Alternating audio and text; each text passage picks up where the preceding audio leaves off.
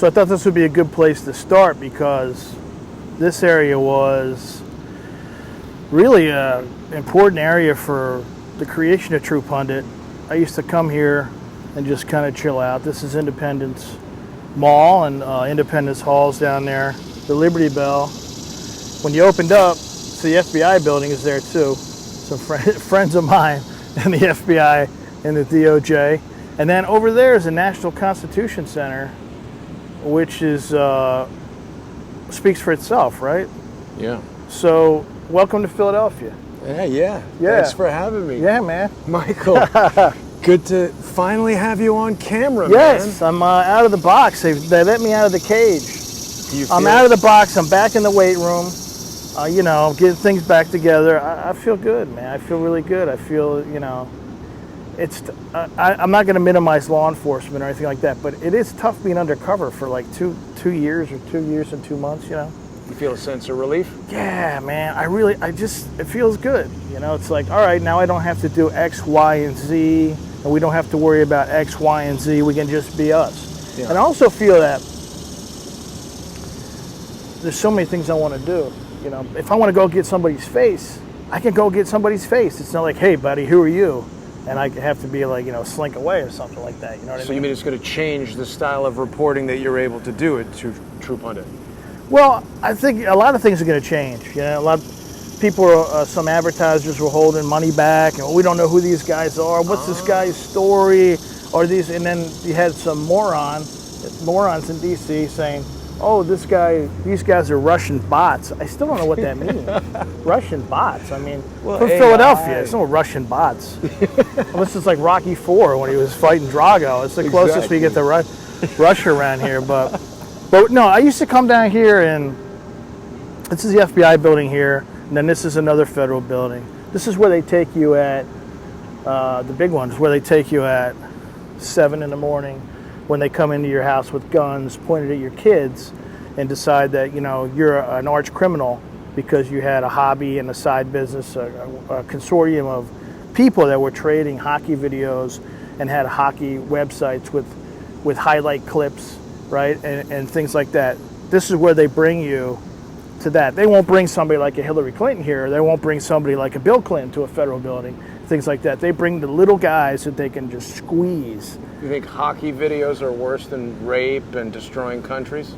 I mean, if you have a list of priorities of what the Department of Justice thinks, yeah, you know, you have this our country is out of control with corruption, and most of it comes from the Department of Justice won't do anything about these big cases, but they find a little case and they will just squeeze you, try to ruin you. Yeah, but that's what they did to me. You know? It wasn't about hockey videos, obviously. Well, they're going to make it like hockey videos. Oh, you know, it's funny. I wanted to go to trial. Like, I was like, we're going to kick the shit out of these people in trial because I've done trial prep professionally, right, for other people. My lawyers are saying things look pretty good. Everything looks good.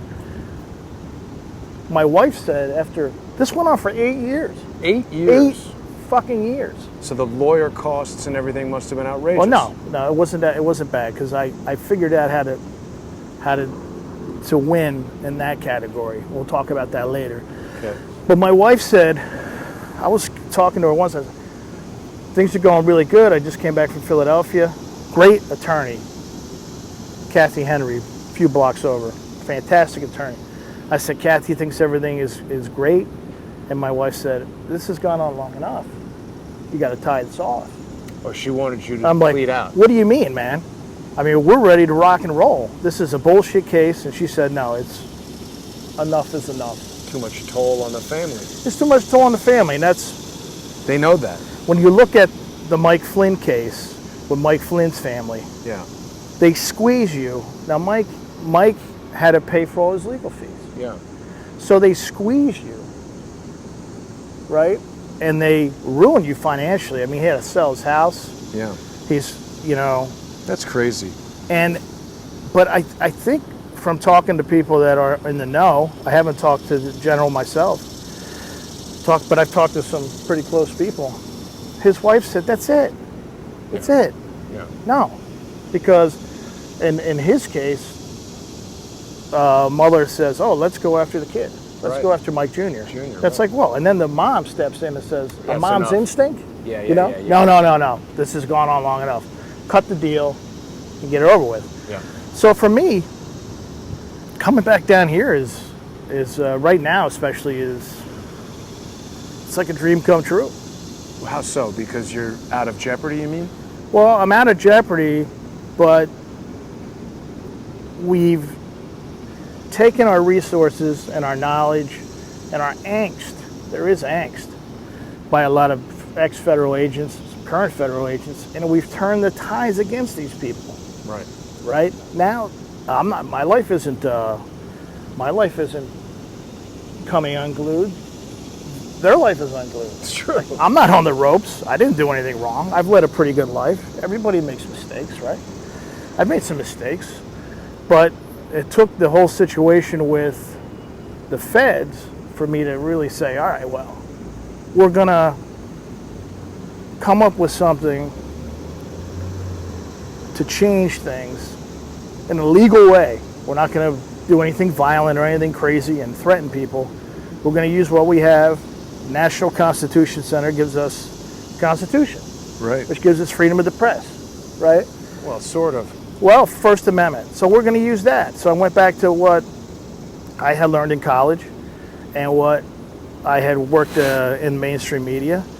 And I said, and I'm not blowing my own horn. I was pretty talented at it, right, at an early age. And then I got out. I went into different things. Mm-hmm. And I said, well, I'm at rock bottom.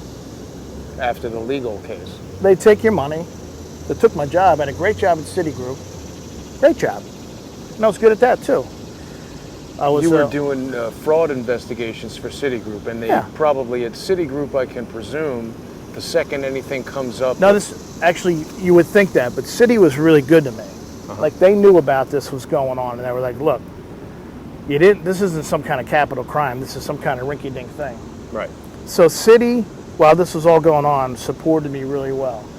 And I was surprised by that, right? Yeah. And then Citi, we did work for an affiliate. Our group at Citigroup got bought by another big company. And they were great too. But I came down here for sentencing. This is a great story. There's a lot of shitty stories in this whole thing, but this is a great story. So the guy who was my judge, his name was Judge Schiller, an older guy, you know, really smart. Thank God for this guy, because these jackasses wanted to put me away for 35 years. For hockey videos. Yeah, for hockey videos. What was it? Was it even like the NHL? Like yeah, it was the NHL. Made a big stink about it, and they said I made all this money, you know, $500,000 or something like that. Is that true? It's not true. What had netted out, the judge had figured out with his people, was there's probably a $40,000 beef over 8 years. So why isn't it just a civil? So it's basically $5,000 a year. But why isn't it just the NHL suing you for damages for that money? Why is it? Right. Well, so anyhow, you're getting ahead of the story. Sorry. So Judge Schiller says in court to the U.S. attorney, they brought a U.S. attorney up from Washington too. It had nothing to do with Philadelphia. These guys were told to take the case out of Washington.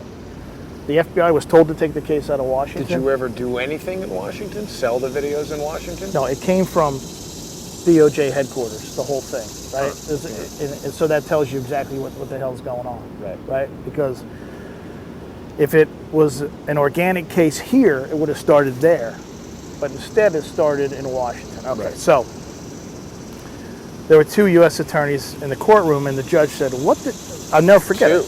Yeah. The judge said, what did this guy do to the Department of Justice to be treated this way? And they were like, oh, I don't know, Your Honor. What are you talking about? Oh, you must be, you know. And he was like, look, I've been here a little while. I know what's going on, right? Earlier he had said, you know, it was interesting. He said, Judge Schiller said, I was at a Christmas party, and every judge in the Eastern District, that's Philadelphia, came up to me and said, what is this piece of shit case in your courtroom where they're going after this guy for criminal copyright infringement? So Schiller Wait. 2 U.S. attorneys. How frequently do 2 U.S. attorneys get involved in something? The whole thing is, anyhow, it's obvious what happened, right? So they turn your life upside down. So it was a big moment in my life where I could take a step back. They take everything: house, money, job. The most incredible part, why I really got upset, beyond the kids being threatened with the guns twice in my house. Yeah. The day I was sentenced was the day I got home, and my boss called me. Sorry, we got huge interference all of a sudden. Okay, there we go. It went away. All right. My boss at Citigroup said, "Hey man, I can't do anything. We had to let you go." I was like, "Okay." And I said, "What happened?" My boss is a great guy, still a good friend. I don't burn bridges, professionally, or I don't burn a bridge. He said, "This guy from the FBI called HR. I said you were sentenced, and you're sentenced, whatever." He made a big stink with HR. Wow. So then he called my boss after that, and he said, "How long is he going to be employed for?" and all this stuff. Wow. He went out of his way to make sure I got fired. But this is the best part. That? This is the best part.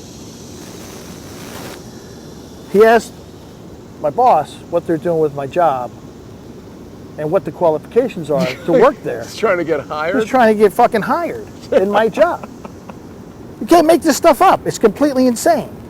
And so I'm saying to my boss, "Are you kidding me?" I mean, my boss is a good guy. We play hockey together a long time, hockey teams, and we go hunting together and stuff like that. And he's like, I don't even know what to tell you. It's like the weirdest whole string of events. Anyhow,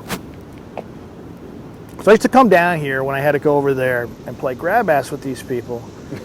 And I used to just sit and figure things out. And this is how I came up with the Thomas Paine thing, right? Because I'm sitting here, Independence Hall's in the back. Ben Franklin's hanging out back there and everything, and where they signed the Constitution and everything. And I come down here once and it was really crowded in the daytime. Like, you have to be here a certain time. Okay. I come down here and there's nowhere to park. So the National Constitution Center had just kind of opened up, and they had this thing, big parking sign. You go down into the parking thing, right? And I'm like, but there's a guy there, like an attendant in a little shack. So yeah. I came out, I rolled the window down. He said, "Are you on the list?" And I said, "Yeah, I think so." Right? And he said, "Are you Mr. Paine?" Wow. I'm not kidding. And I said, "Yeah, I'm Mr. Paine," because I was running late, Yeah. Like if you're under their thumb, if you're not there at a certain time, it's like, it's almost like you robbed a bank. Right. It's like, why weren't you here? Yeah, you have to wait for an hour and a half when you're here, but you have to be here on time. Right. So, and I started laughing. I went home, I told my wife, I said, "I guess I'm Mr. Paine now." So whenever it came down, but you had to pay to park. You didn't get anything for free. But every time it came down, I was like, "Yeah, Mr. Paine." "Oh yeah, come on in." So I always parked at the National Constitution Center. And then when we came up with this operation, True Pundit, yeah, I said, "I'm going to be Mr. Paine," because this is where it all started. So, and Thomas Paine came to Philadelphia in 1774. So that's why I'm Thomas 1774 Paine. Because, on Twitter, because this is where it all started. So that's kind of the genesis of this particular spot. It's like the Bermuda Triangle to me, really, in a way. You have the National Constitution Center, you got Independence Hall, you got the Liberty Bell, and then you have the FBI and the federal buildings. And so it's like, it's really a microcosm of the whole story. I mean, you couldn't put these buildings together any better, right? And to illustrate my story, my struggle, and it's crazy. Well, I'm realizing now why you were so adamant that we don't do this on Skype. No. This is the perfect You know spot why? for You know it. why? Because everything that we've done has been planned. Yeah. Okay, and thought out, and strategized, upside down and sideways. 2 years ago, or I'd say a year ago, when we got on a roll, we knew that I would be outed eventually. if I didn't come out myself, you know. So I said, well, when it happens, we're going to do the shot. We're going to do a shot right down there because that's what I want to do because there's so much more to the story than just being on Skype, you know, sitting on Skype. And it really is incredible when I come down here now. I think, you know, just what difference a few years makes, or what way your life could go. You know, it's crazy. So I think a lot of people were pretty shocked yesterday when the surprise news came out, and they didn't necessarily. Nobody knew, obviously, this story of. Let's take it back for a second, because let's say you were selling. I mean, you've told us you were selling VHS tapes of hockey games. Yeah, we traded. We sold games. Absolutely. Okay, so. They weren't copywritten, but that's okay. It's a whole other story. Even if they were, even if it was a copyright violation, even if you stole those things, like, why is somebody like Imran Awan being handled with such kid gloves, and you, with hockey videos, they're breaking in your house, pointing guns at your wife, your children? Why didn't they just show up with FBI badge and handcuff you and take you out? I never came to the house and talked to me or anything like that. It was just boom. I got indicted. There was never any, like, Awan, you know, this whole drawn-out stuff with Awan. I can't talk for Awan, you know. The guy's a Democrat. He's well-connected. I was a contractor, federal contractor. We did a lot of work for a lot of people, and I wasn't connected. I mean, I was connected to some people, but right. I wasn't connected. And, you know, I'm working on a book. People are like, well, what the hell do they come to your house for? What is all this for? Well, I'm going to tell people what it's all for. And it's a shocking thing. And they wanted me to shut up. Right. And that's what this whole thing was about. And I'm not the only person they did this to. They asked other people who knew what I knew in different ways. It's a campaign to shut us up because we found out some things we shouldn't have. And here's the problem. A lot of times you find out stuff you shouldn't have and you just kind of gloss over it. But I was like, this is too crazy to be true. So I started, like, researching. Because I'm thinking, if this is true, what I found out, I shouldn't be working for these people. These are not the kind of people I want to work for. So let's clarify something, because I think that I'm guilty of perpetuating some rumors, because although you and I have met in person before, and I knew your name and aspects of this story, there were a lot of things about you that I didn't know. There were details about the story, and there's details that I still don't know. And I think that I got the idea, and maybe shared this with people incorrectly, that you had been a law enforcement officer, that you had worked for the DEA. We worked for DEA. That's what I wanted to clarify. But as a contractor. Investigator. Right, contractor. They come to us when they needed stuff. We had an expertise. We could get information anywhere on anybody fast. We built an incredible network. When you look back, when you read all this stuff about Fusion GPS, right? That's 2016, 2018, everybody's talking about Fusion GPS. Yes. We were the first ones. We were the first Fusion GPSs, right? Except we didn't tinker around and try to mess with elections and set people up and things like that. But I think most people equate Fusion GPS with making crap up. Well, Fusion GPS, they might, you know, they definitely probably had an arm to do that, but they also investigated people. A Fusion GPS would subcontract with somebody like us. Fusion GPS probably would have been a client. And they come to us and say, we got $25,000, give us everything you got on this guy. And then we go to work.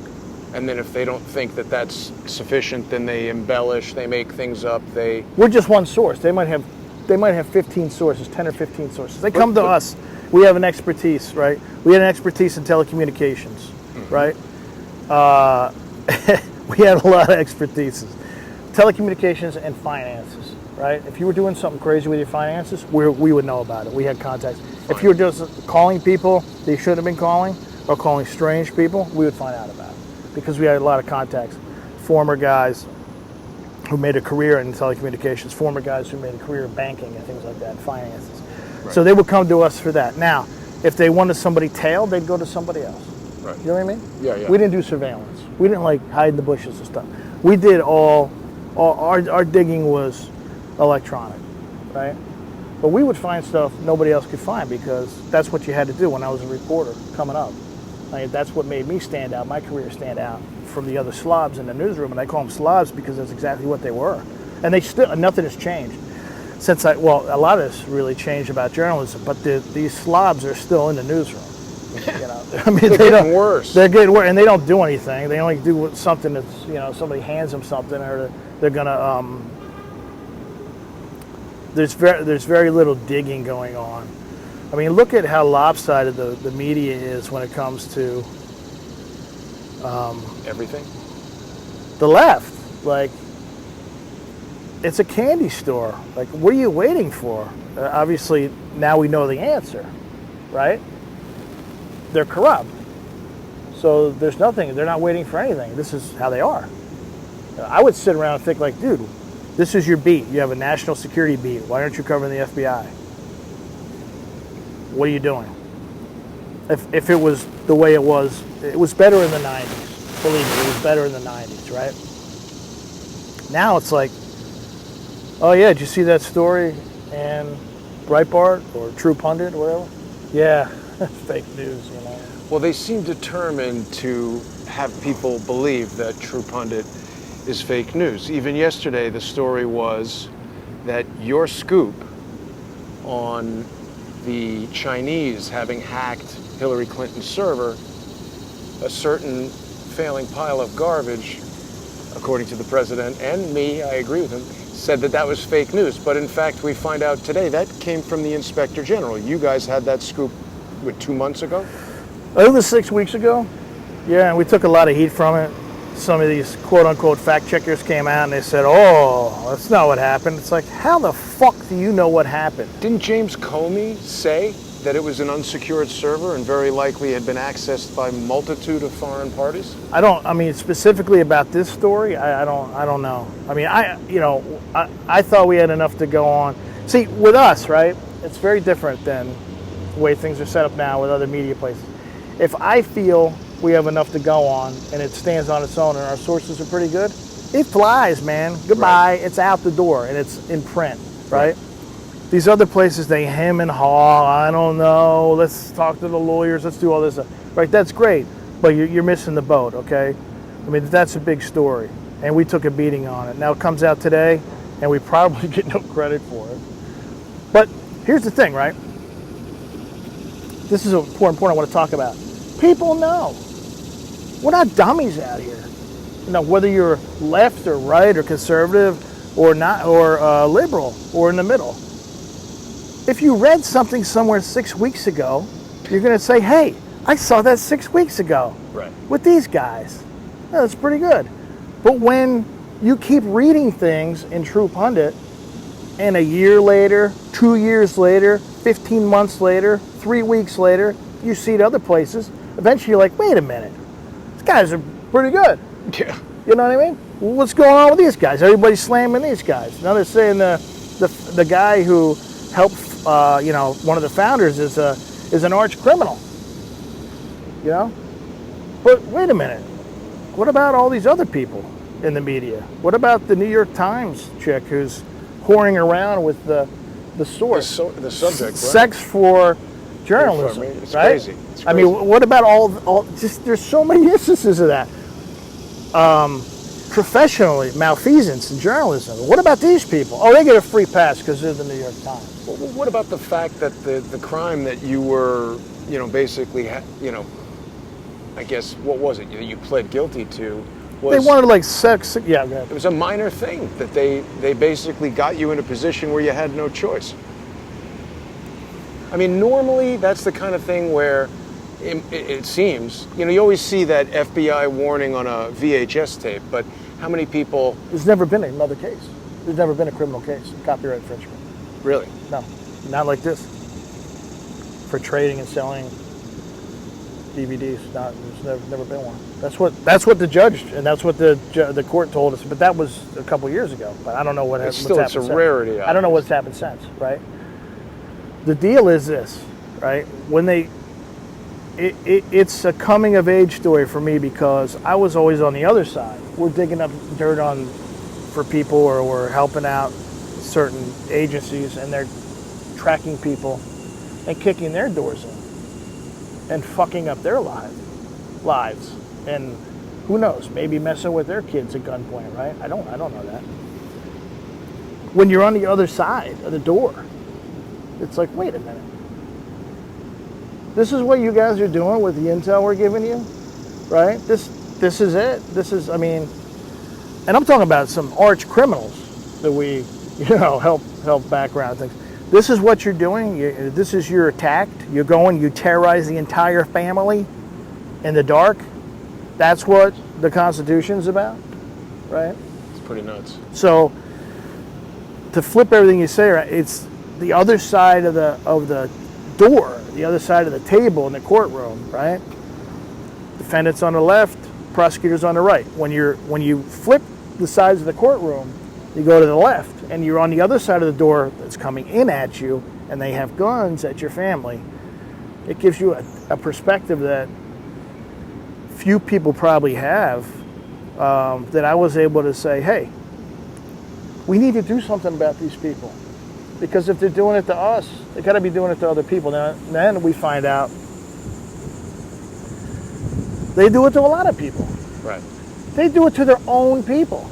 Oh, yeah. Well, we've heard that from Robin Grits. We've heard that Robin is a perfect example. She's a great patriot. And she texted me yesterday after all this stuff started breaking, and she said, I think it says, fucking go, baby, go.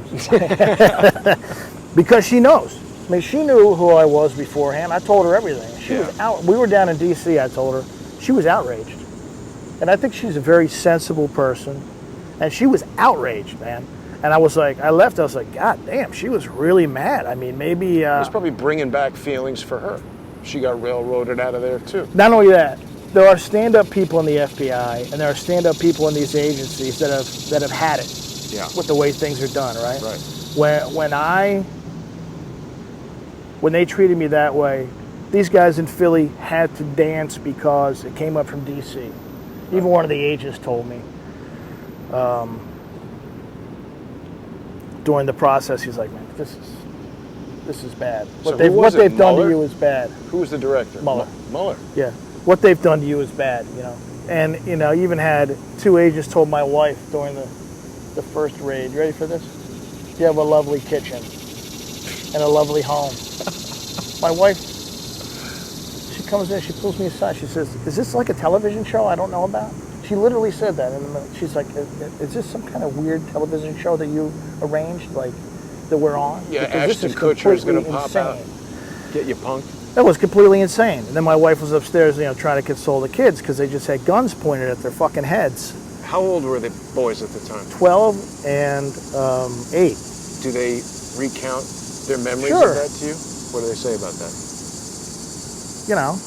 I mean, it goes both ways because now my kids are older, right? So, and we break a lot of balls because we're from Philly, right? Everybody breaks balls down here. So it goes from dad, it's fucked up, to if you're watching a movie and the FBI warning comes on, they're like, oh, dad, man, you better watch out. They really mean it, right? Which is really funny. It's funny. And even though I'm getting my balls busted, it's good. It's a good zinger. So, but the problem was for a lot of years, whenever somebody knocked on the door, Nervous as hell. Right. kids, right? Right. Jesus Christ, who's that? Let's hide. Right. Right. Could be anybody. And it probably fucking UPS makes them not trust law enforcement. Well, no. They do trust law enforcement because I told them even when they were small, look, your dad's got a dispute, literally right there. Your dad's got a dispute with these guys, okay?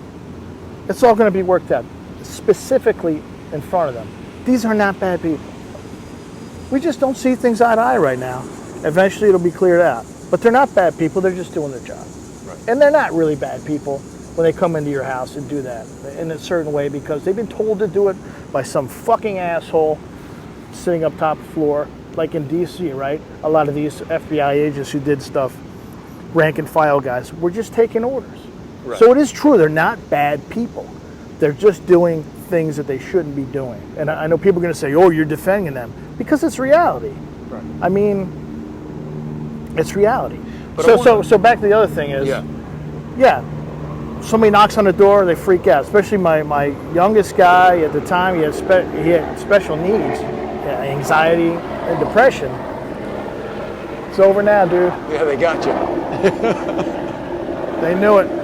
And so how's he doing now? He's doing good, better now. But see, they knew this, right? Because the first time they came in, you lawyer up, everything's, you're talking to them and stuff. They knew this. They knew this. But they still came fucking back. Yeah, because they're pressing your buttons. They still came back, and they sent him over the edge. I mean, they bloodied me in front of him, right? He was 11 at the time by then. That was 3 years later. That's shocking for a kid. Drugged me out of the house, beat me down. I'm not complaining like too much, but my face was bleeding pretty good. Anytime you get cut in the face, it looks like, you're in a WWF wrestling movie or something. But he's 11, freaked out. And they're trying to break the door down. I'm making them break. Wow. break Why didn't break. they just knock? Here's the deal. They knock on the door, right? You know it's the fucking FBI. Nobody knocks on the door like that unless they're crazy. Yeah. Right? Or it's some kind of late night party got out of control. And I'm like, as soon as I hear the knock, I'm like, shit, okay, they're back. Because I know right in my head, like that, they're back. Right? He's freaked out because of the noise. He's 11. Right. So I give him a hug, man. I'm like, come on, buddy, everything's all right, right? I'm hugging him. They can see right through the windows that I'm hugging him, right? But because I don't open the door right away, they try to break it down, right? So I come over the door. What the fuck are you guys doing? I'm right here. I'm like this, right here. Right? Pull up my shirt. I'm right here. I open the door. You would think they're like, okay, man, we're here to arrest you or something, right? Punched you. Well, I got 3 guys on my back, taking me outside, rubbing my face against the cement. My kid is down the hallway. It's a straight shot from the front door to the family room, and he's just like, I got up and I got a glance at the kid, and he's just, my youngest son, and he's just like just brutal, Yeah, it's shocking for a kid. So we've been talking a lot about the hockey videos, but I want to emphasize that obviously wasn't the motivation. It was what you had learned in your investigations as a contractor for these federal agencies that they wanted to silence. The problem is I push things a little bit too much sometimes. I admit that. And I've always been that way, though. If I find something out, I want to find out what's going on. Specifically, I know this is going to sound crazy, but kind of like religion. I don't want to, because I was born and raised a Roman Catholic, right? So I have a certain set of values that I like to try to maintain. It doesn't always work, right? But I was telling my wife at the time, she's always like, why don't you tell me anything? Why don't you tell me anything? Why don't you tell me anything? For like 20 years. I'm like, you don't want to know. It's for her safety. Yeah, well, she's just, you don't need to carry around certain baggage, right? Right. So I told her, I said, there's some heavy shit going on, man. I think I can't work for these people anymore, I think, maybe, if it's true. So I want to investigate and see if it's true. If somebody gives me a big story like that, I'm going to, just as a journalist, I'm going to investigate it. Right. Because it's just, I can't explain it. Something inside me, I just the way it is. And you don't want to take it on face value. You want confirmation. Not only do I want confirmation, right? But I'm working for the feds. I got my own crew, right? I got to worry about them in certain situations now, because if I know about this stuff, right, does that jeopardize them, right? What if we take a job and if there's something nefarious going on? I have to know about that, right? And then there's part of me that'll always be a journalist no matter what, who says, hey, this is a pretty good story. I want to know more about it. Right. And like I said, I can't explain why I'm like that. I just am like that. It's just like, let's get to the bottom of it. So you start poking around about it, and all trouble breaks loose. A lot of trouble, obviously, right? To shut me up. But we've come back full circle. We doing all right on time? Yeah, no, The cue card guy's getting tired of it. We've got plenty of time. I'm just always checking to make sure the signal's still going. We've come full circle, man, because I'm right back to the same story. I'm going to fucking tell it. FBI corruption. No, it's worse than anything you could imagine. People are like, what are you working on? What's going on? Give me a hint. Even Robin, some other people, I said, nah, I'm not telling you. So even I've had conversations with some congressmen, and they're like, when are you bringing us this thing? I said, when it's right, I'll bring it to your desk, right? So when it's right, it's almost right. People, if you have something, you should just put it out. One of the dumbest things I've ever heard, right? Because things don't work that way. There's a process. And what is the process? What is the process? The process is if you have 10 people to talk to, right? That you have 10 more people to talk to, and you've only talked to 5 of them. You put it out, the other 5 won't talk. No, you have to talk to the other people because the story can change. Right. And when you talk to these people, maybe you get another person to talk to. So the list always grows. It's like this ever-changing list. It's like the national debt clock. You go, I talk to 5 people in a week. Oh, that's pretty good. I had 10 on my list. Right? Now I still got 8 on my list. So it's like, and you want to try to get as much as you can because the story gets better the more people you talk to. That's the funny thing about, well, I don't want to get involved with the mainstream, talk too much about the mainstream media, but so the story is interesting on its own, right? I think it's the biggest national scandal in American history. And this is what your book is going to be about, right? Well, I'm going to drop a couple chapters. Here's how the book's going to be. We're going to open up with what happened to me and my kids, because I think that's very compelling. Yeah. And I wouldn't want somebody to miss it. And the stuff I wrote yesterday is okay. I left out some really key details on purpose because I don't want to scare the living shit out of people. The book is in other words, when I came out, I'm not going to be like so hardcore where I freak people out, right? So there was a little tame. So the book is going to be. Yesterday was like rated PG, but the book is a rated R. I would say it's definitely rated R. But what were we talking about? I lost train of thought. Well, we were just talking about when the story's ready and the list of people that you've got and how you're going to bring. I said it's the biggest American. Yes, I think it's the biggest scandal in American history. I really do. And I think now that I'm out, right? I feel a lot safer. And I feel like, thank God, because it was hard to work on it. It was really hard to work on it, knowing if something happens to me, not only does the story not get out, right? But something happens to me. Like if I get hurt or something, or I vanish. Isn't that still a danger? I mean, people know that you know this stuff, right? I don't think so. I mean, I think that you're safer in the sunlight than you are in, I had a dinner a few days ago. I talked about it yesterday. With a congressman, and he said, "The good guys don't hide, man. The good guys don't hide," and it really just stuck me. Why so am I maybe hiding? this happened serendipitously. Well, I mean, I had to come out sooner or later, but I don't want it to take away from the work that we're doing because I really think, and I've talked to a lot of journalists offline, mainstream journalists, Fox and other places. We have hooks all over the place. People think, oh, we just sit around. We have hooks all over the place who said the stuff you guys are pumping out is crazy. It's like, I hear one guy tell me who I trust really well. He'd been with Fox for a long time. He said, in 2017, the work you guys did on the FBI is a career body for a national security reporter. Right. And I feel that way, But like I said, if it's good, we're going to pump it out. And if it offends people, I don't really fucking care because that's how I'm built too. I mean, I'm from around here, so. You don't think poker players are more accurate than true pundit? What do you mean? I mean, poker jokers who try to sling shit online. I don't mean to bring him up. I don't know anything about poker. Yeah. But I tell you, you bring up poker. It's somewhat kind of a game. It's like, if you look at it as a game and you want to be in the game, talking about games now, right?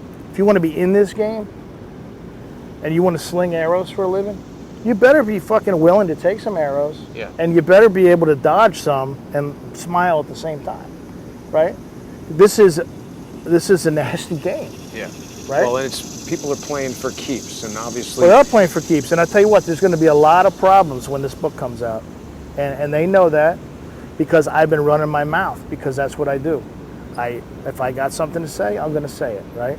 Somebody told me today, a PR guy told me, less balls, right? More poise.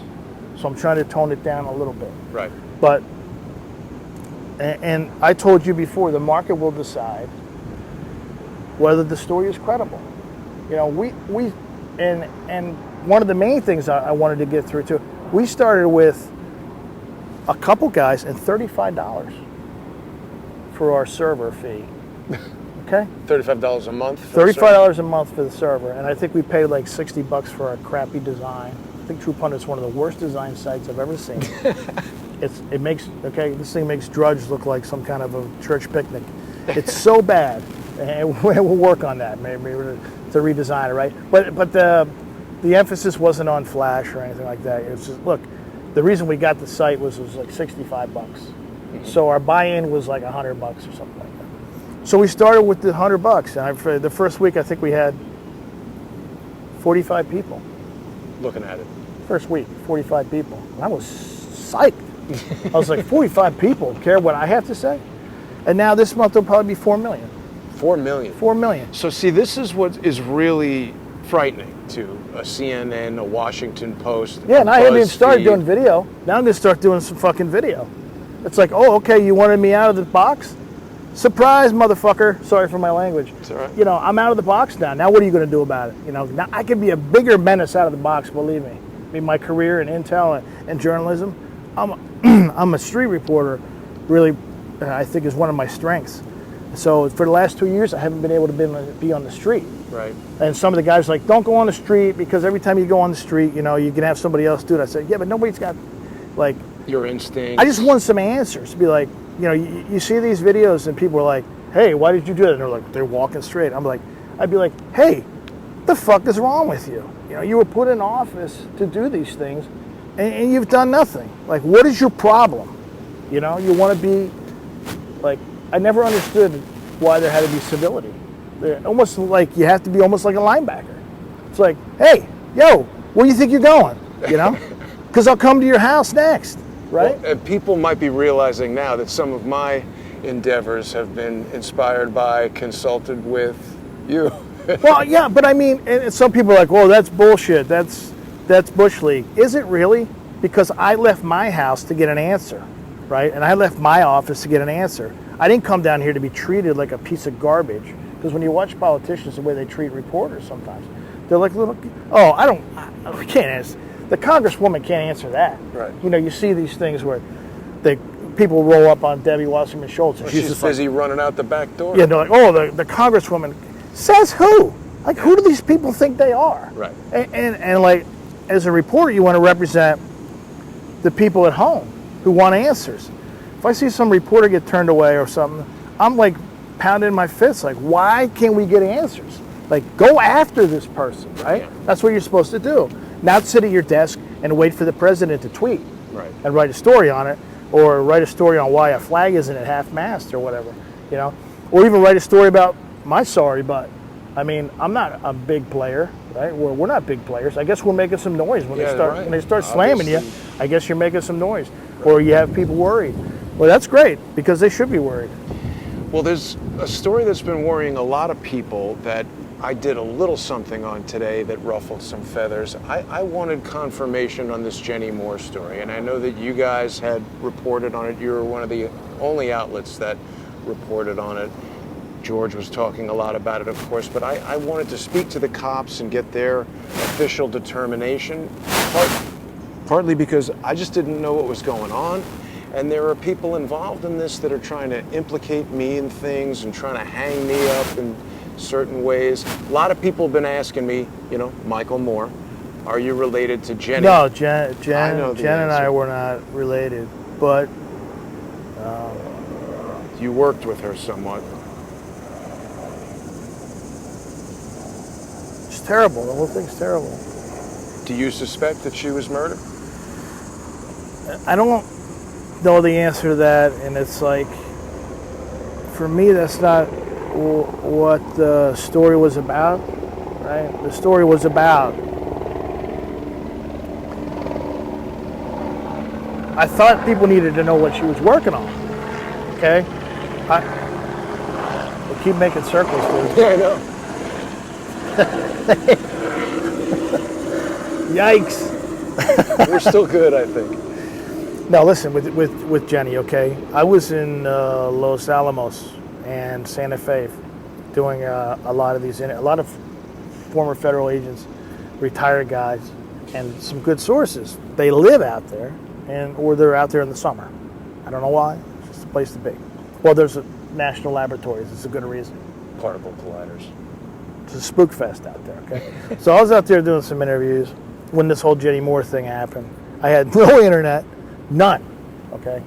Cellular, I think I had one bar. I saw like cellular, I think I had a 2G.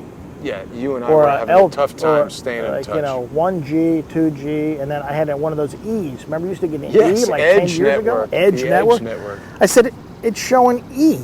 What does that mean? Like, I'm looking at my battery, it's like empty or something. We had a satellite out there that said, you have satellite internet. It was like Dish Network.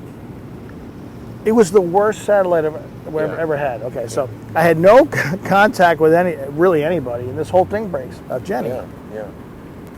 So I'm trying to process this. It was actually a good place to process it because it's quiet and it's away from everything. So I could process her death. So I sat on it for a day, Jenny, the story, when it first broke that she passed away. I tried to get some facts. And the night, there was a 2-hour difference out there. So I woke up like 3 in the morning. I said, I got to write the story, what she was working on. I have to write it because what if it plays into what you have to write? Like I'd have to write it or it would bother me. Right. Because that's what she was working on. I went up to North Jersey, New York with her. I told you all this was happening at the time. Well, and there was a moment where I was going to You were supposed to do the interview. And then the guy got squeamish. This guy was in such bad shape. You would not believe this guy. The victim, the witness. Alleged victim, he was in such bad shape, vomiting all over the place, okay? Shivering, he had a blanket on the whole interview, like a child.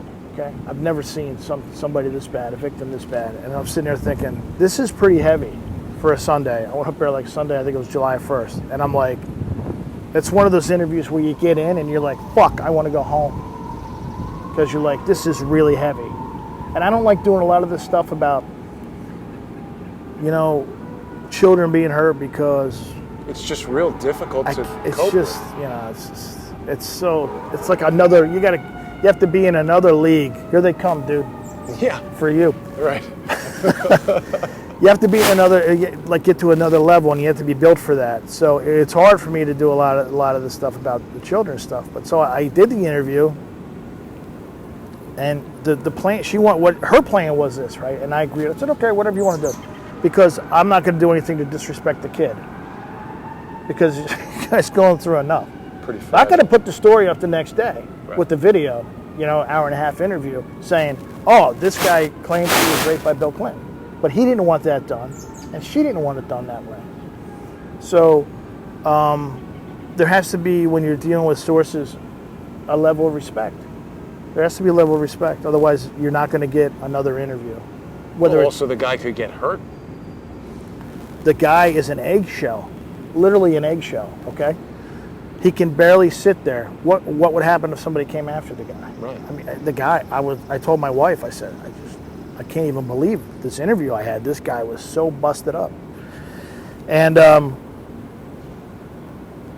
so I felt it was important for people to know what she was working on. And it was a Bill Clinton story. That's all I wrote. That's all we wrote about. She was working on this. She's dead. The police said she had a seizure. We didn't say anybody killed anybody. And we didn't say anything like that. We just gave the facts, right? The kid was 26 now. He alleges that he was abused on yachts and passed around by political elites. That's all it said. I didn't come out with the video the next day saying, look at this guy, boom, boom. That would have been sensational. Something you would do if you were only interested in traffic or something like that, or shock value. And I still have the interview, And if something happens to the kid, then the interview rolls. People said, why don't you release the interview? I said, why? That interview is probably the only thing keeping that kid safe. Why is that? I think that when they know you dealing with, from what I've talked to people, when they know you have something in the can, right, it's more powerful than leaving it out of the can in certain instances. I think when it comes to this kind of thing, when it comes to child endangerment, things like that, right? How would it look if this guy got roughed up right now after the Jenny Moore story? Whether Jen died of natural causes or she had a heart attack or whatever, that wasn't my point. I think when we did get in touch from New Mexico, I told you, this isn't the point. The point of the story is that I just had to say what she was working on. Right. Because if it does tie into it, maybe a story like that breaks and a cop says, we need to look at this a little bit differently. We need to take a step back and look at some facts and see if maybe we're missing something, right? And the way that they come to that approach on a case is that information has been shared that she was working on something politically volatile, right? So that was my point, to put it out. Not only that, I think, knowing her and some of the work we had done together, that I owed that to her. I don't think you should sit on information like that. I just don't think you should do it. And for me personally, it would have haunted the hell out of me. Because what if, I'd be sitting there like, well, what if we put that out? What if we didn't put it out, And it could have made a big difference in the investigation. When a body is found, and I'm in a forest 5,000 miles away, right? What do I know about the case? Right. So you put it out, and you see where it goes. And that's what I did. And then we were attacked for that, too. It's like, the mainstream media said, she wasn't working on this case. What? How do they know that? You were with her. What the fuck are you talking about? What are these people talking about? They just make shit up. Yeah. No, it's been unconfirmed. Well, nobody called me to talk to me. Why don't you call me? I'll tell you, it's confirmed. And then these are little tactics they use, so maybe you will play the video. Then if something does happen to the kid, then they'll put it around your neck like an anchor. Right. Like True Pundit ruined this kid. He'd still be alive if they didn't play the video. Right. You understand how this game works? Well, I mean, I'm starting to understand. Yeah. I'm learning about it firsthand. But you have to know this stuff on the fly. Otherwise, somebody's like, put the video up, put the video up, put the video up. Why are you holding it back? You're suspect. Yeah. I mean, it seems to me they're always trying to come up with a way of doing something that you're damned if you do, you're damned if you don't. They're trying to get you in a checkmate situation. What's the word? Sanctimonious? Is that the word? It's a word. Okay, sanctimonious. It's like, they did this. True Pundit did this. Well, wait a minute. BuzzFeed comes out. True Pundit did this. This guy who runs True Pundit did this. Yeah. What about you guys with the Trump dossier? Right? Yeah. I mean, I don't understand how they have any credit. Why are you even still in business? Right. And who are the cement heads reading this site for news? They think it's great. I mean, we did a story about a year and a half ago. BuzzFeed said the FBI never looked at the DNC's computers after the hack, right? Just saw a big rat run by. You got to get film of that. That thing was was impressive. It's not New York. I doubt I'll be impressed. Well, maybe you're right. So they came out and they said, the FBI never examined the DNC's computers after the hack. It's like, made some fun. I said, this is, first of all, the first trigger was, why is BuzzFeed writing an FBI story, right? Aren't these the guys that blew up a water balloon with a... Yeah, I mean... They blew up a watermelon with rubber bands or something? Hang on, we got a lot of interference here. I don't know why. Okay. But yeah, I mean, isn't BuzzFeed like, where's the best place to get a double-decker burger? It's the best place to give a fake dossier to ruin a president. Right. Isn't that the top 10 places you could dish a dossier? No. So I called a couple sources and I said, the story is not right because we asked, but they never gave it. See, that's different. When the FBI asks for your servers and you don't give it up, that's different. It's a different story than not looking at it, right? Right. Yeah. So little things like that. where you just destroy this huge. I mean, NBC's got $200 million invested in this BuzzFeed thing. Is really? I didn't know that. I think NBC Universal, the last stake was $200 million. Wow. They might up for another $65 million, whatever. We're eating ramen fried noodles, and I can pick up the phone and say, this is bullshit. So, and then they graduate from these little lies into this big, massive Trump dossier lie. And then whenever somebody gets traction on the other side, like us, they try to bring a sledgehammer down on your head. Well, I found it interesting that one of the things that they were really specific on was that, notorious pro-Trump fake news website. It's like they throw all that out there, and it's like, what? Okay, but they're only. You have to understand though, in this media environment, they're only writing for their cement head readers. Okay, our readers, for the most part, are going to read anything that they write with a grain of salt if they read it at all. Right. The other thing is they don't. There's nobody keeping track of our track record at BuzzFeed. They're just going to write that because it's easy and it's lazy, and they don't have to look through the research on what we've been right about. I still don't know what the hell we've been wrong about. I don't know, because everything we write about comes true down the road. Right. So, I mean, the last time I checked, if you're first in, you win in journalism, right? I mean, even the right media is not much better than the left media when it comes to that, when it comes to us. They take our stuff, there's no attribution. They're like, breaking news. It's like, wait a minute, we had that 8 months ago. What the fuck you mean breaking news on Fox? I mean, who are these people? Who are these people, right? They just take stuff from you, and they won't, because they're competitors and they're insecure, and number 3 is they can't duplicate the sources we have, because we're such a hybrid, weird thing that we went back and we invented our own journalism. Right. This is like, you don't have to go find sources. You have the sources when you start. It's like usually when you start a beat. I started a beat when I was working for. You got time? I'm not checking the time. I'm making sure the static isn't coming through. Whenever I started a beat in journalism when I was young, first thing I would do is go to a barber shop. All right, Moore, you're covering this town. Okay, I'm gonna go hang at the barber shop, and I'm gonna be like, go there at the busiest time, right? And I'm gonna be the last in line, right?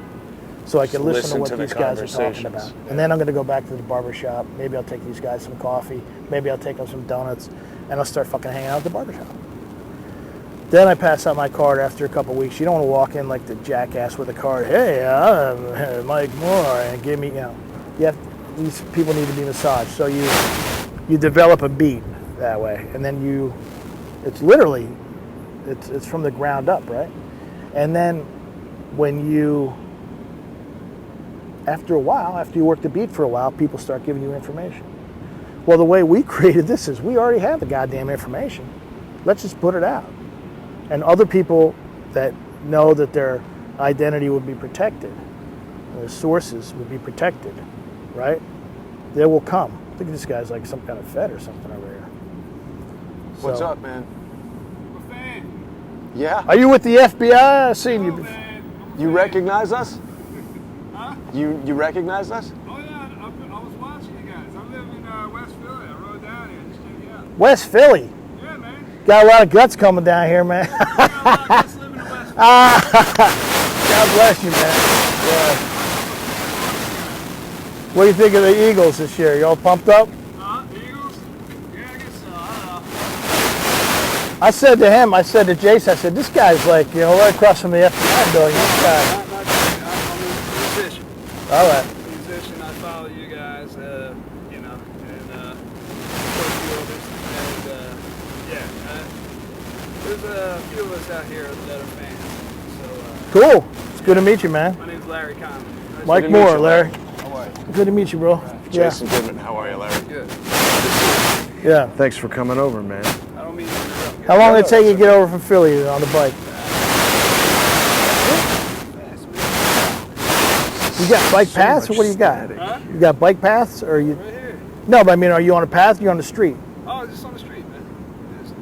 There's not a lot of traffic tonight. It's pretty cool. Yeah, it's not too bad. It died down too. Yeah. Yeah, almost got doored on the way down here. Did you really? Yeah. They don't look, right? They don't look. They just. bike path on Chestnut Yeah. in West Philly. Everybody hates it. That's the one the cabs are always fucking hogging, right? That's right. Yeah. That's right. Now Uber too. Yeah, Uber. That's right. So let me take you back here, Mike. Where are we going? Thanks we for still alive? stopping. Well, we're still live, absolutely. Okay, all right. The thing I wanted But to now we have a crowd. This is like That's a studio right. audience. That's right.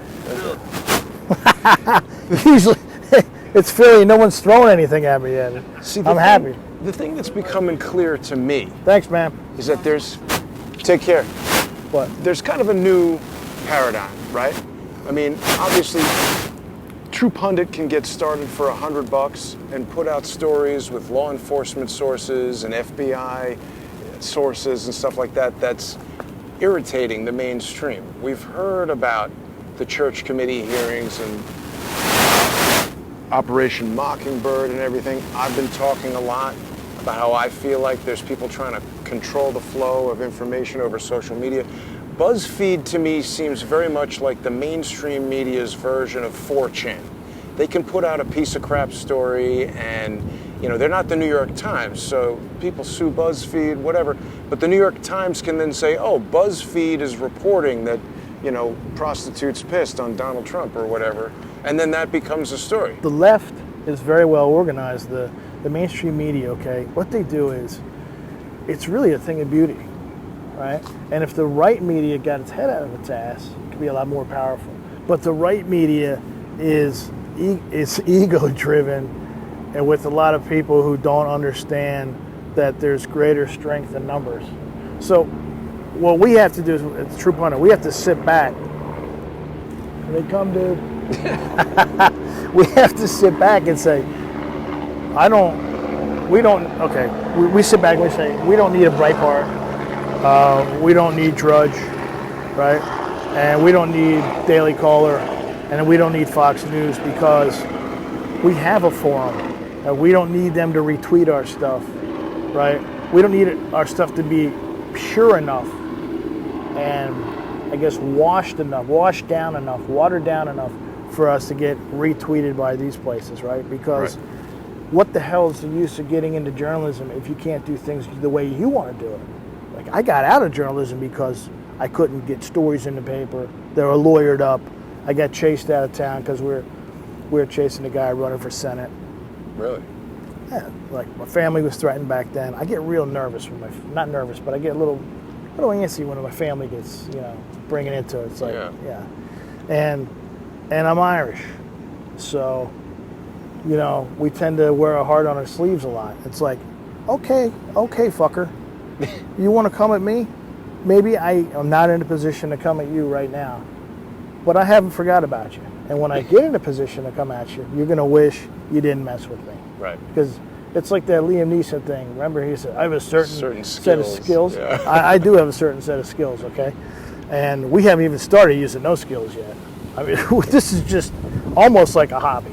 This is what's crazy. People say, well, what kind of investment do you need, and how hard are you working? I said, we're working about 30% of our Wow. if we got funded and we took off, it could be a national nightmare. Now, the people behind what's going on, the DOJ, they know, because they know what kind of work we did for them. They know what we did for the DEA. So they know what we did. He knows you personally. He's aware of you. Absolutely, right?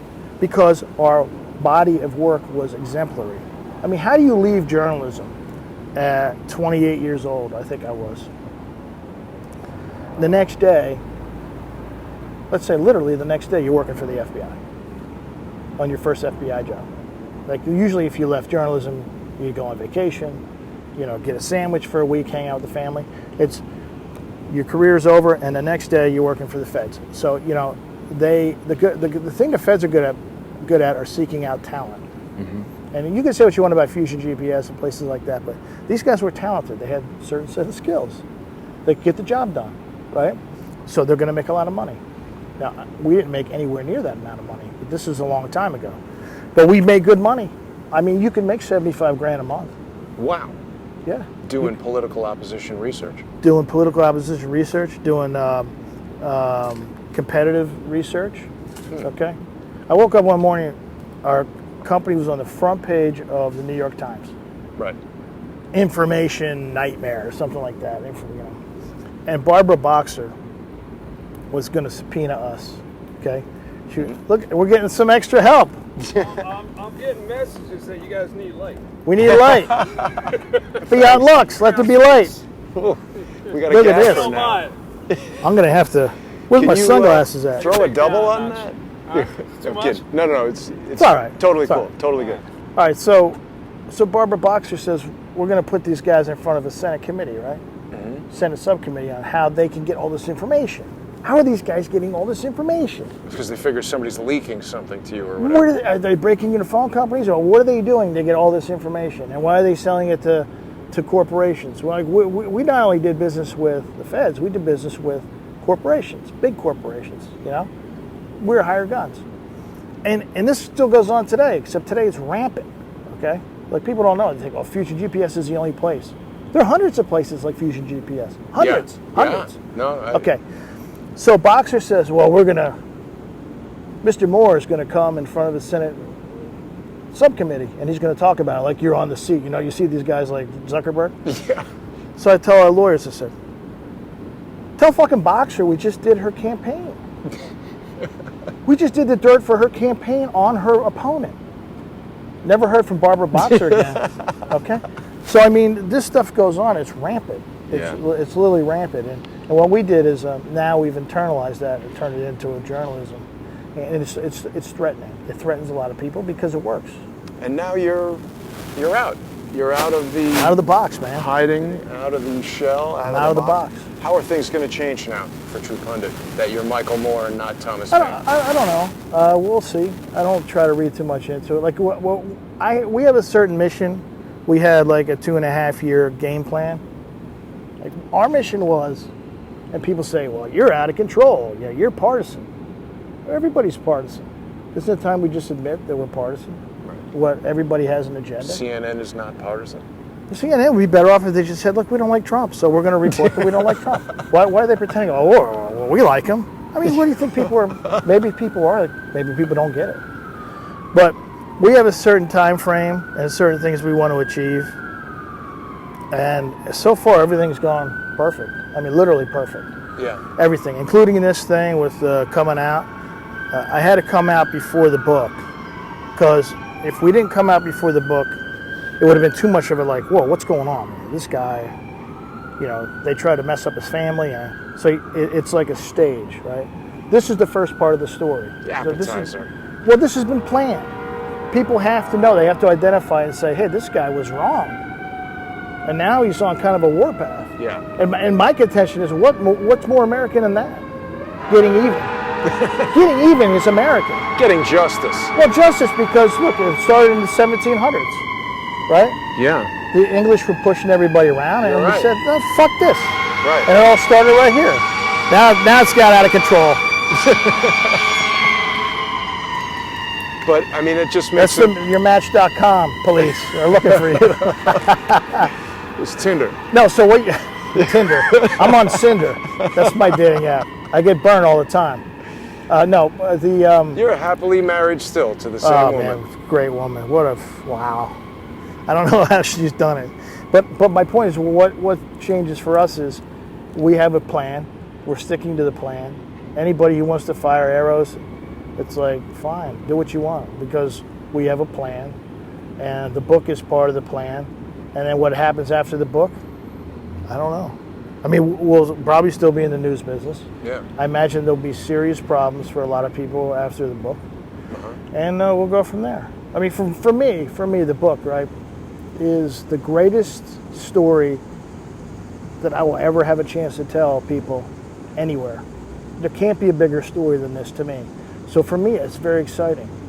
The psychology of the whole thing is really interesting, because when I saw the story yesterday, I saw your story, and then I saw the BuzzFeed story, and I think everybody, we had some idiots on the internet saying, oh, Thomas Paine doxed and this and that, and it's like, That's oh, okay. wow. Whatever, doxed, or, we released our story first. Oh. Yeah. You're not going to scoop, I guess that's you're not why going I to scoop saw it me on my first. own story. Yeah. Who's going to scoop me? If you get scooped on your own story, That's and bad. you got like 20 or 30 years in journalism, it's time to get the hell out of journalism, right? You have to Right. control the story, especially your own story. Well, then that makes sense that I saw it.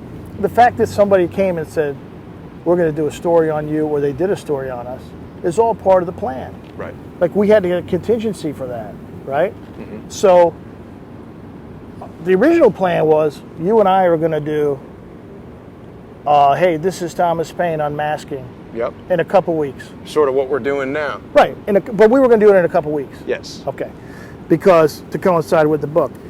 So the contingency was, if somebody comes up before that, right, and wants to be Johnny Badass in journalism, we'll just put the story out. We don't care. Like, it's not that, oh, he's been hiding for 2 years. Right. No. That's not it at all. This is part of a plan, right? You can't tell this story without a following. You have to build the following first, man. Because I had a mentor who told me, my buddy Dick Callahan passed away when all this was going on. He could have, this is the best part. He said, you want me to fix this for you? With the feds. How could he And do he couldn't that? fucking fix it with a couple phone calls. Could have gone away. Wow. He was sick at the time. He was in Santa Fe, New Mexico. Okay? He fell down the stairs. He got sick. One of those things, you know, where you go in the hospital and Everything one thing starts leads going to wrong. another, Right. you know? Yep. And so he was in a rehab at the time, and I said, Dick, don't bother yourself with it. I want you to get healthy. You know, this guy's like a father to me, right? Yeah. He told me, right? He told me a long time ago that you have to plan things out, right? And you have to be methodical, especially when dealing with it. He didn't trust the FBI. He told me not to work for the FBI. Don't do any work for the FBI. Don't have anything to do with the FBI. Wow.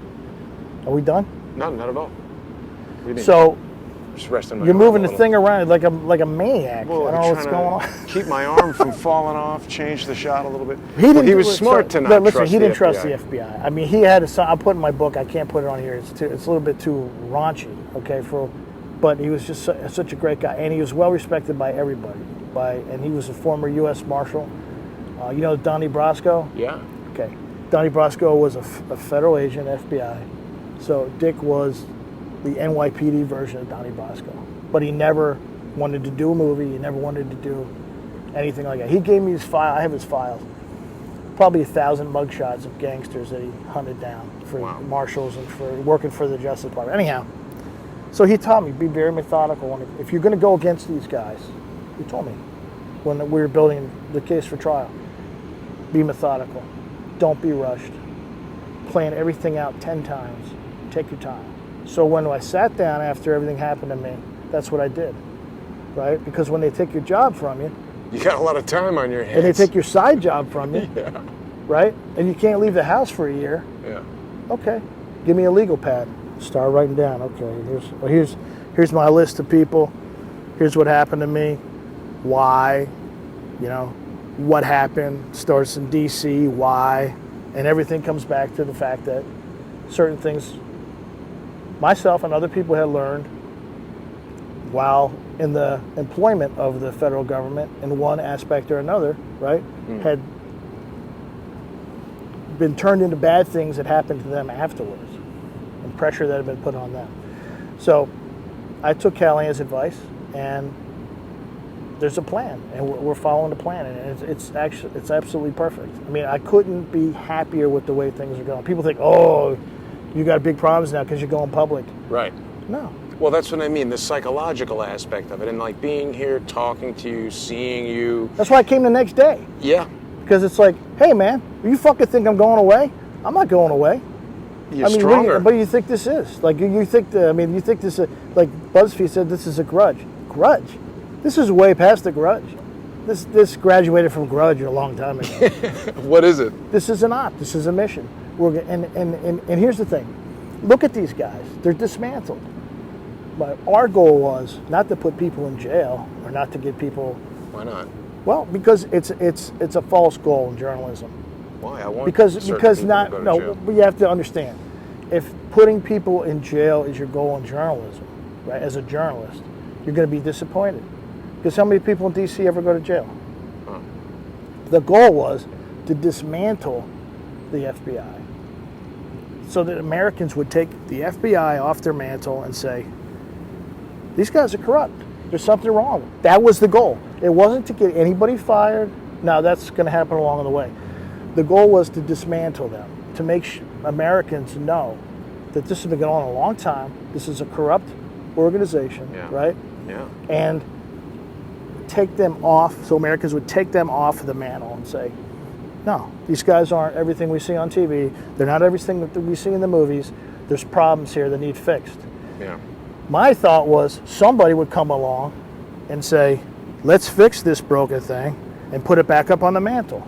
But that hasn't happened. Yeah. So that amplifies what we're doing, because now they're saying, no, everything's fine. Yeah. No, this isn't broken. Don't look over here. This is not broken, right?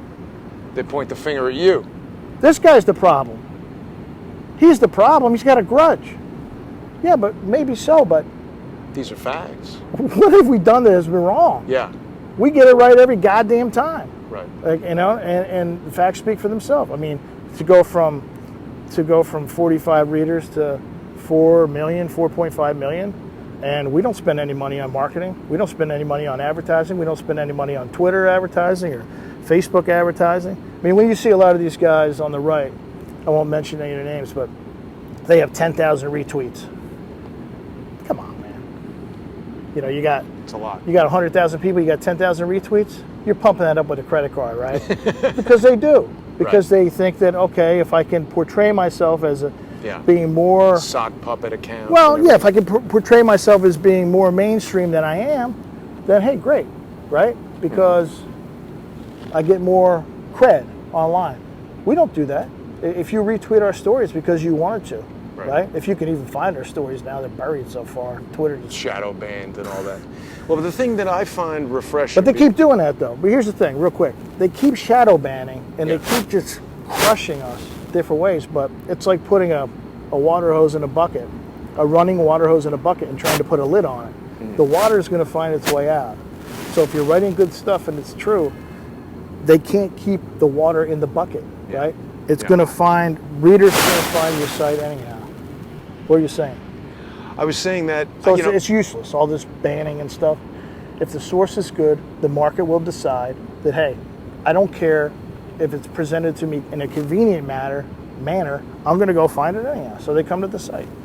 I was going to say that it's refreshing to, be here with you, talking to you, doing this interview, and see how, yet again, the opposition seems to try to trip you up or trip me up or trip Trump up or whatever, and it sort of seems to keep exploding in their face. It's not working the way they want it to. Well, Callahan told me back in the day that the truth is like water. The truth will find, it'll find path of least resistance. Path of least resistance. You can go up against a BuzzFeed or even a Fox.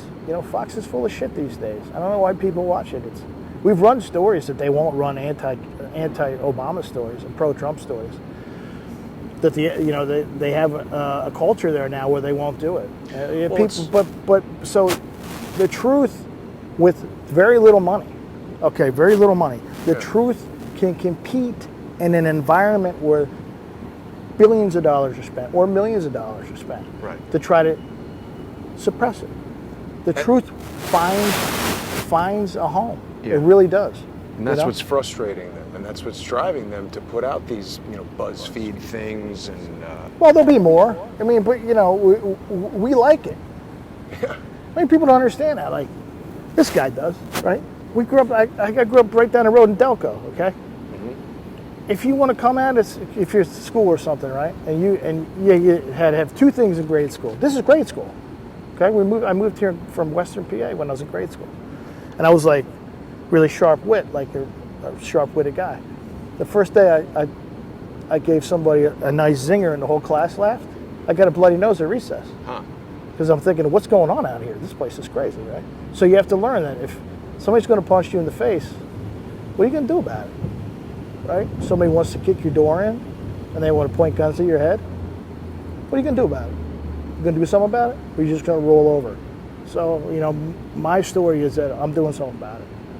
That's just the way it is, and it's going to get worse because I don't feel that I'm done.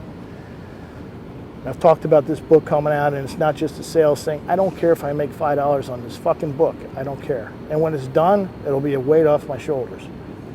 But it's part of what I wanted to do, and we're going to do it. And you know, Mike, I got to apologize. I have not reminded people watching right now that they should go to truepundit.com, and you can sponsor True Pundit on there. There's a sponsor Yeah, link. I think it's truepundit.com/sponsor. I always say contribute. It's, No, it's sponsorship. Sponsor. Yeah, we're getting I don't some. know, We're getting the some swag is gone, right? No, we're putting it back up for the holiday weekend. Nice. This is the holiday weekend coming up. Is it this week or next week? This weekend. Which week? Yeah, this week. I feel like he's the camera guy. This is great. This is high. That's the electric truck over there. He's always the guy you see in the credits as key grip 1. He's the gaffer He's the grip, right now. the gaffer. Yeah. No, so we'll have some stuff up for the weekend. Some new stuff. I'm psyched, man. I told you when I saw you. Yeah. I'm like. No, you're I'm ready to energized roll. by this. I'm pumped up. I mean, that's what I mean. Their know. efforts keep exploding in their face. True Pundit they is don't know who also. they're dealing with. Yeah. They don't know who they're dealing with. No, they okay? don't. They think because when you've been at rock bottom, you know, they take everything away. Yeah. It's really and they do it not just to me. They do it to everybody they deal with. Yeah. To squeeze them. Yeah. To prove their point. And it's not just us out here. Contractors, whoever, journalists. Anybody who like gets in their Cheryl way. Atkinson. Yeah. Like, she's no different. Like, they just say, hey, we're going to do what we want against you, and you go do something about it. But they do it to their own people. Sick. Right? Yeah. So the world now knows what's going on, and more people are coming to us now with information, and now is when we get real dangerous. Like, this is like a build-up. The last 2 years, it's like, okay, let's see what we can do. Let's stay behind the scenes, and we stay behind the scenes because of what these guys did down here. Like, Common Sense was published. It wasn't Common Sense by Thomas Paine. It was Common Sense by, I don't know who the hell wrote this, but it's pretty good. Let's go kick somebody's ass. Yeah, I mean, that's who it was by. It was by Anonymous. So people along the last 2 years, like, these guys aren't legit because they don't put a name to the stories. This is how this country started.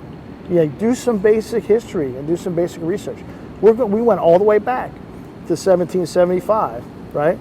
And we said, let's do it like these guys did it. Let's see what happens. And all along the way, they're prodding you. You have to put your name to it. You have to put your name to it. I don't have to do a fucking thing. I don't want to do. It's my shop. Yep. It's our shop. And the only thing we're going to print, the only rule I had, Jason, during this whole thing was we're not going to bullshit people because it won't work. It won't work. If we make some shit up about this place, about the FBI, it won't work. Sustained. Maybe 1 or 2 stories, it's like, okay, right? But every time one of our stories comes true, right? I say comes true. They're true when they come out. But it's shown. Well, it comes true. Every time people are like, wait a minute. Now it's been 2 years of this. Yeah. It's not just like, oh, we broke 3 stories. I'm talking about dozens of stories, big stories. Yeah. You know, so. Well, you're building your legacy right now, and I think that. I don't think I'm building a legacy. I think I'm making up for things that have been done that are like almost like a penance sometimes. You know, I'm not proud of a lot of stuff I did for the federal government. A lot of the jobs, I'm not proud about that, and I think I have a debt, like a debt to repay. Does that make any sense? Yeah. Yeah. Because like I said, growing up Catholic, that's just kind of the way you're taught. Now, I don't agree with all the tenets of Catholicism, with a lot of the stuff that's going on in the church, but you know, we went to Catholic school out here in Philly, in Delco, and so there's a discernible difference between right and wrong. Absolutely. And when you're an adult, I was in my 20s, right, making crazy money, and I came from nothing. So when you're making $75,000 a month, slinging research for somebody, Doing anything. at some point you're like, in some months you may make maybe $100,000. Okay. Wow. Okay. So when you're making that kind of money, you look the other way when it might be Oh, well, you know, because you've never had a taste of it, growing up with nothing, and you're like, what? And all your family's like, wow, this guy's made it. So now there's a whole thing going on, you know. So when you look back, though, but time gives you wisdom. Well, you look back on it and you say, I didn't have to do it that way. There were things we did. There were, I'll say, you know, jobs we did we shouldn't have done. But you're talking about the method by which virtually everyone in that system is seduced. They don't want to be the guy who is giving up that payday and disappointing the family and losing all but they're their doing it for money. like 50 grand, 60 grand. I'm talking about you can make that much money in a month. Right.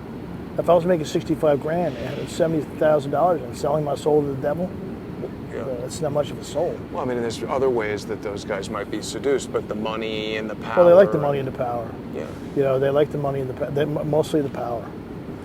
I think we should also remind people that True Pundit is on Patreon.com, and you and I, now that people have seen you, We may do a show soon.